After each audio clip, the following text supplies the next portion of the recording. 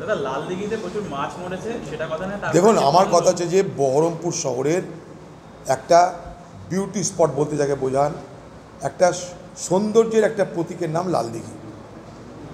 আমি একটা সময় এটার প্রতি আমার খুব মমত্ব বোধ আছে, খুব দরদ আছে, ভালোবাসা আছে, এই কারণে যে আমি একটা সময় যখন লাল দিঘি প্রায় ধ্বংস হয়ে যাচ্ছিল, ধ্বংস মানে পাড় ভেঙে গিয়ে জঙ্গল হয়ে কোনো মানুষ তাকাতো না, লাল দিঘির ধার দিয়ে কেউ যেতে চাইতো না সন্ধ্যের পর এই শহরের মা বোনেরা, কারণ লাল দিঘির আশেপাশে জঙ্গল থাকার কারণে সেখানে চোলাই মদ গাঁজার ছড়াছড়ি ছিল।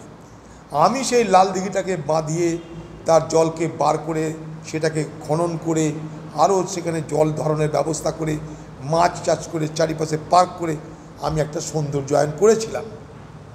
তাই যখনই আমি ওখান দিয়ে যাই লাল দিঘিটাকে দেখি, ওটার সঙ্গে আমার স্মৃতি জড়িয়ে আছে। তো যখন শুনছি, আমি গাড়িতে করে কালকে এসেছি বুঝতে পারি, কারণ গাড়ির মধ্যে তো গন্ধ যায় না। আপনাদের কাছে যখন শুনলাম ওখানটায় পচা মাছের গন্ধ বেরোচ্ছে, তখন আজ আমি নিজে ইচ্ছা করে লাল দিঘিতে গেছিলাম এবং সেখানে যাওয়ার পর দেখলাম হ্যাঁ, পচা মাছের গন্ধ, এলাকার মানুষ অতিষ্ঠ। সেখানকার মিউনিসিপ্যালিটির স্টাফদেরকে জিজ্ঞেস করলাম, ভাই তোমরা কিছু করছো? বলছে হ্যাঁ আমরা করছি, আস্তে আস্তে দেখছি কী করা যায়। আর 2-3 দিন তো হয়ে গেল, 3-4 দিন হয়ে গেল, তাড়াতাড়ি করো। এই শহরের লোকটা শুধু নয়, এই লাল দিঘির ধারে হাজার হাজার রুগী আসে, বাইরে থেকে মানুষ আসে, সরকারি দপ্তরের যাতায়াত আছে, এটা একটা মেন রোড আমাদের। একদিকে ডিএম থাকে, একদিকে এসডিও থাকে, কারি কোনো মাথা ব্যথা নাই। বড় অদ্ভুত লাগলো আমার। আমি ওইখানে দাঁড়িয়ে দাঁড়িয়ে আজকে পশ্চিমবঙ্গের যে পৌর দপ্তর আছে, পৌর দপ্তরের সেক্রেটারি, তার সঙ্গে কথা বললাম এটা কি হচ্ছে আপনাদের এখান থেকে? এমন পচা গন্ধ বার হচ্ছে, মানুষ টিকতে পারছে না, এটা একটা দুঃস্বপ্নের বাতাবরণ তৈরি হয়েছে। তো উনি বললেন না আমি দেখছি, আপনি একটু সময় দিন, আমরা যা করার করছি, ভালো লাগলে যদি ঝামেলা মিটে যায় আমরা খুশি হব।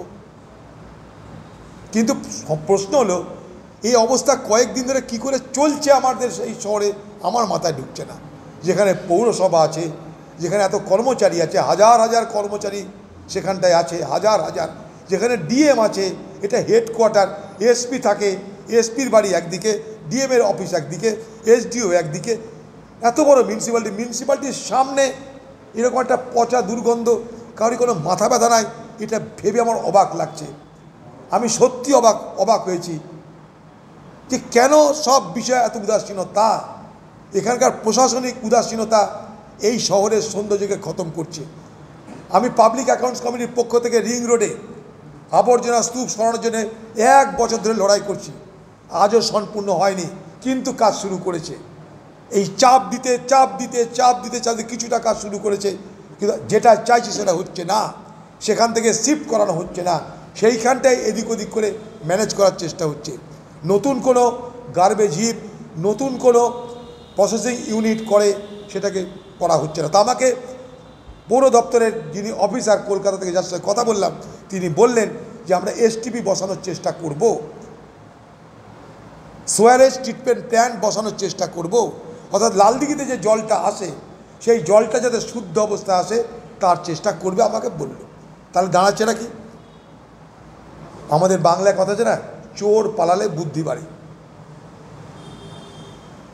Being wise after the event, ঘটনা ঘটার পর বুদ্ধি বাড়ছে। তাও যদি সেই বুদ্ধিতে কাজ হয় খুশি হব, কিন্তু এই ভয়ঙ্কর পরিস্থিতি থেকে বহরমপুরের মানুষকে মুক্ত হওয়া দরকার। তার জন্য প্রশাসনের এখানকার ডিএমের অফিস পাশে, লজ্জা লাগা উচিত, এসপি থাকে পাশে, কারো কোনো মাথা ব্যথা নাই, এসডিও থাকে পাশে, কী হচ্ছে এগুলো? ওখানে রবীন্দ্র সদন মতন এরকম একটা কালচারাল সেন্টার, পাশে কলেজ, এতগুলো নার্সিংহোম, কোনো মাথা ব্যথা নেই কাউরির? এখনও পর্যন্ত কয়েকদিন ধরে একই পচা গন্ধে মানুষ টিকতে পারছে না। একই সারা বাতাস দুর্গন্ধ হয়ে গেছে।